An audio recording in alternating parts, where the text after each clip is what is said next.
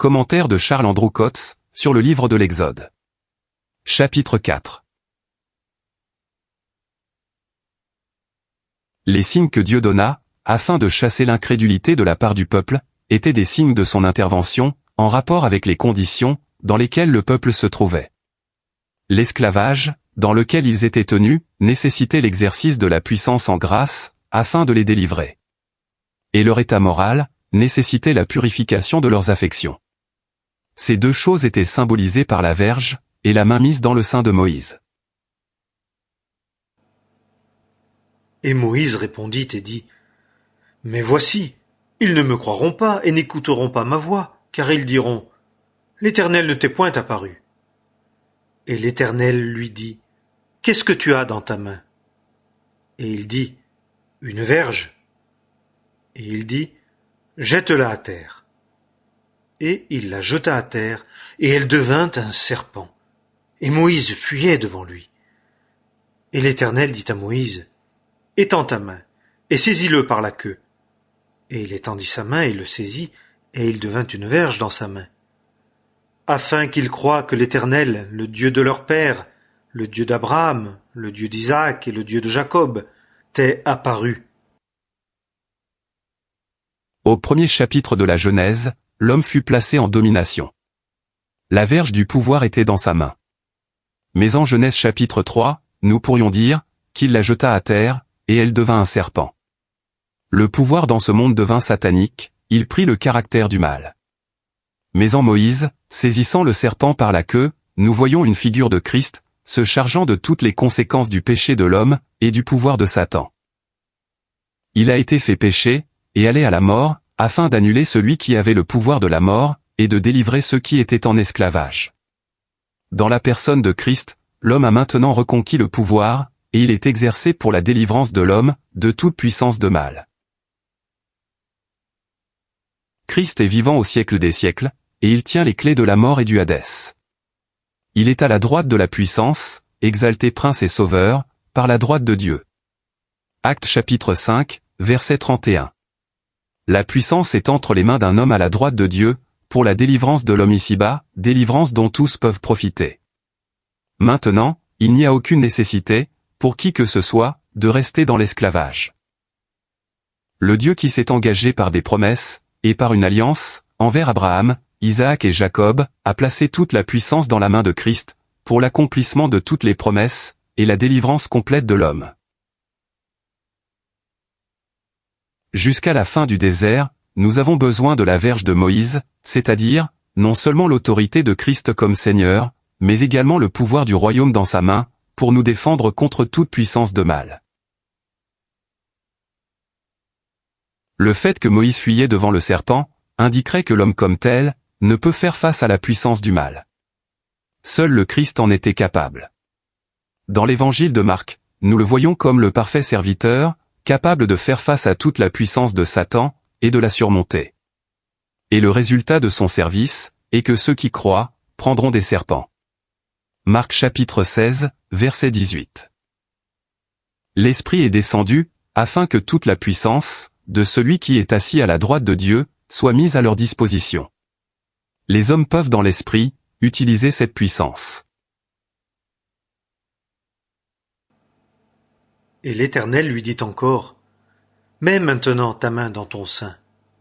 Et il mit sa main dans son sein, et il la retira, et voici, sa main était lépreuse, blanche comme neige. Et il dit : Remets ta main dans ton sein. Et il remit sa main dans son sein, et il la retira de son sein, et voici, elle était redevenue comme sa chair. Et il arrivera que, s'ils ne te croient pas, et n'écoutent pas la voix du premier signe, ils croiront la voix de l'autre signe. Mais une autre question se pose. L'état moral de l'homme a besoin d'un remède. Ses affections sont corrompues. Son sein est le siège de la lèpre.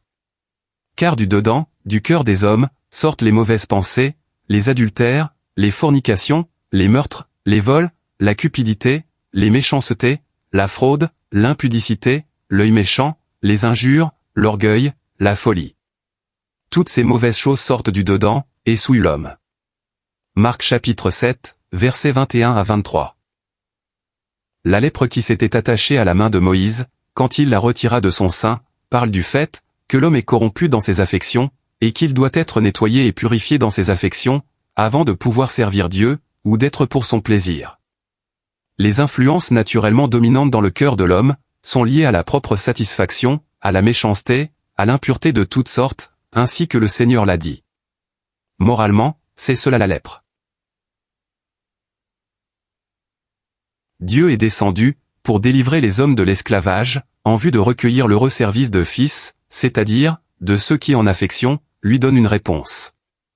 Le but de Dieu en se révélant, est de gagner l'homme pour lui-même, pour le plaisir de son amour.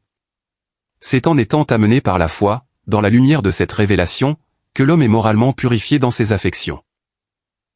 Et Dieu qui connaît les cœurs, a rendu témoignage aux gentils, leur ayant donné l'Esprit Saint comme à nous-mêmes. Et il n'a fait aucune différence entre nous et eux, ayant purifié leur cœur par la foi. Actes chapitre 15, versets 8 à 9.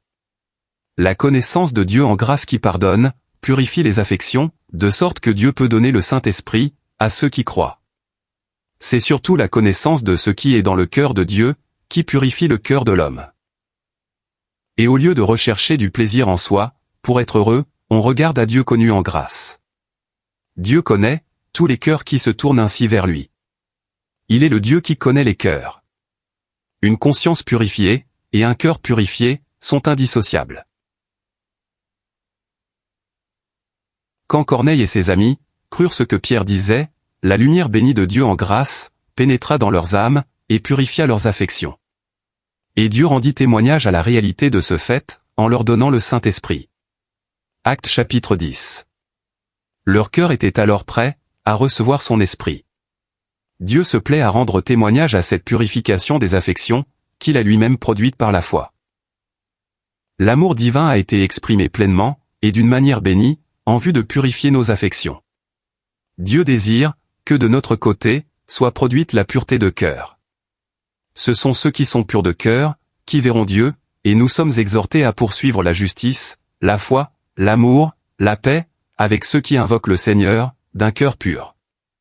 Matthieu chapitre 5, verset 8, et 2 Timothée chapitre 2, verset 22. Le Seigneur ouvrit le cœur de Lydie, et ses affections furent purifiées, de sorte qu'elle fut dorénavant identifiée avec le service, et le témoignage du Seigneur. Actes chapitre 16. En poursuivant l'enseignement de ce livre, nous trouverons que Dieu parle au chapitre 20, verset 6, des milliers de ceux qui m'aiment. Et relativement aux offrandes pour le tabernacle, Dieu dit qu'elles seront prises, de tout homme qui aura un esprit libéral. Exode chapitre 25, verset 2. Dieu se faisait connaître, afin qu'il pût être servi par un peuple libre, au cœur purifié, en une réponse pleine et heureuse, à son saint amour. Le fait que Dieu se révèle, afin de rendre possible une telle chose, devrait toucher chaque cœur. Et il arrivera, que s'ils ne te croient pas, et n'écoutent pas la voix du premier signe, ils croiront la voix de l'autre signe. Et il arrivera que, s'ils ne croient pas même à ces deux signes, et n'écoutent pas ta voix, tu prendras de l'eau du fleuve et tu la verseras sur le sec. Et l'eau que tu auras prise du fleuve deviendra du sang sur le sec. Le troisième signe, l'eau du fleuve changée en sang, parlait du jugement qui interviendrait, si l'on ne croyait pas aux deux signes précédents. Rien ne laisse penser que ce troisième signe ait été donné, pour inciter le peuple à croire. Car Dieu parle une fois, et deux fois. Job chapitre 33, verset 14. Quand Dieu a parlé deux fois, il n'y a plus rien à ajouter. Les deux premiers signes parlent de Christ en puissance à la droite de Dieu, et du don de l'Esprit, comme témoin de Dieu, pour purifier les cœurs ici-bas. Le troisième signe est un signe de jugement. L'apôtre Paul ne manque pas de donner cette parole d'avertissement.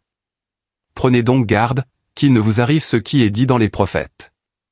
Voyez contempteurs, et étonnez-vous, et soyez anéantis. Actes chapitre 13, verset 41. C'est la voix de la miséricorde qui nous avertit, nous disant de fuir la colère qui vient.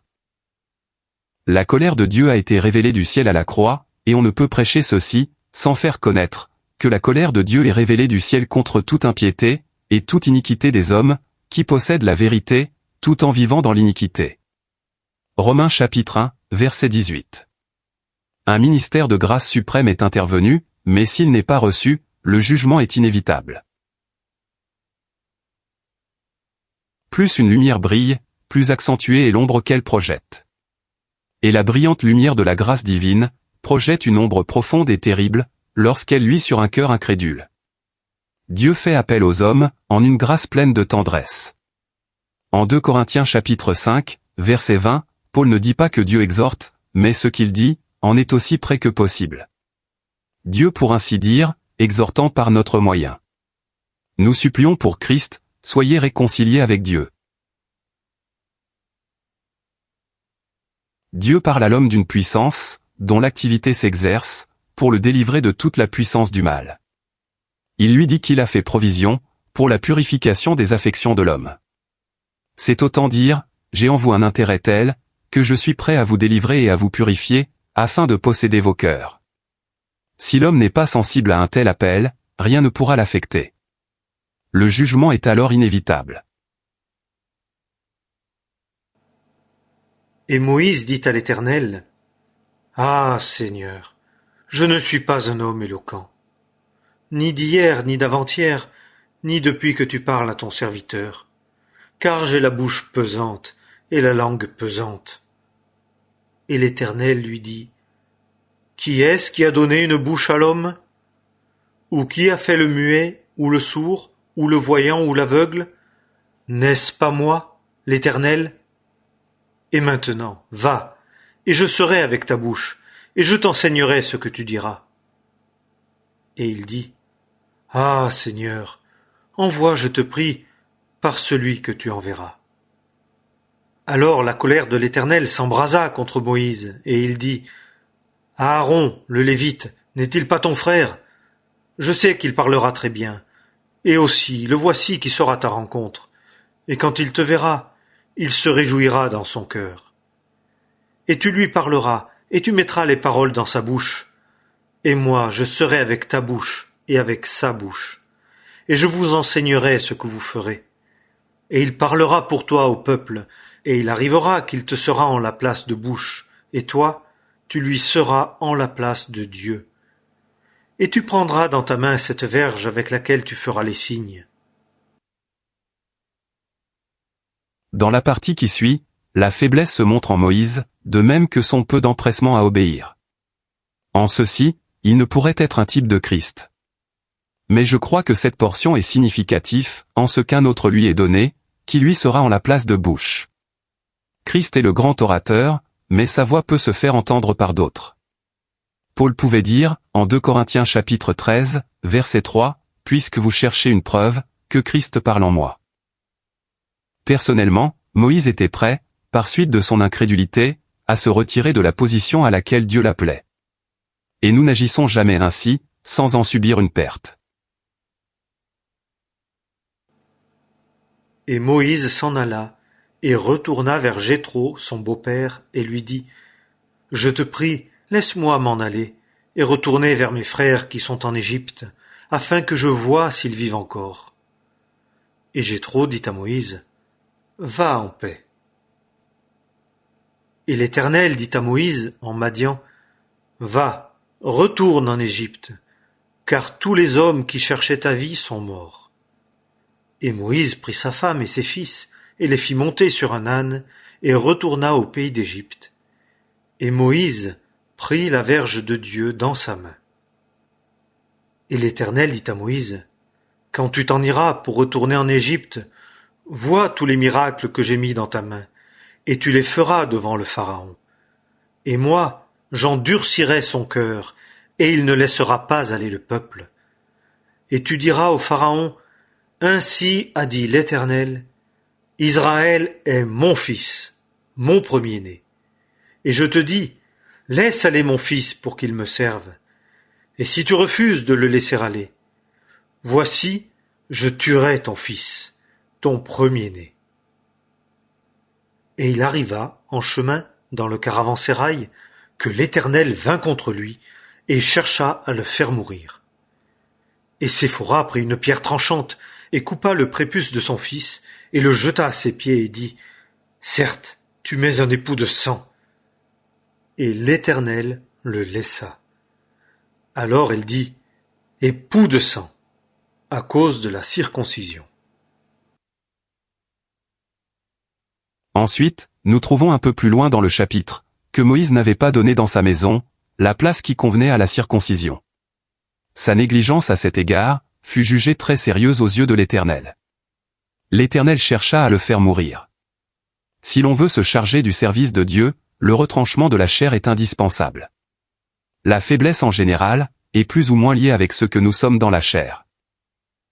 Mais la circoncision signifie, la mise de côté de la chair, pour faire place à la puissance de l'esprit.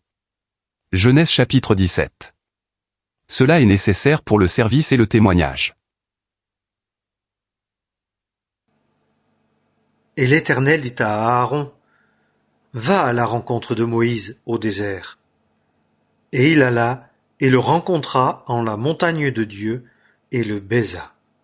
Et Moïse raconta à Aaron toutes les paroles de l'Éternel qu'il avait envoyées et tous les signes qu'il lui avait commandés. Et Moïse et Aaron allèrent et assemblèrent tous les anciens des fils d'Israël. Et Aaron dit toutes les paroles que l'Éternel avait dites à Moïse, et fit les signes devant les yeux du peuple. Et le peuple crut. Et ils apprirent que l'Éternel avait visité les fils d'Israël, et qu'il avait vu leur affliction. Et ils s'inclinèrent, et se prosternèrent.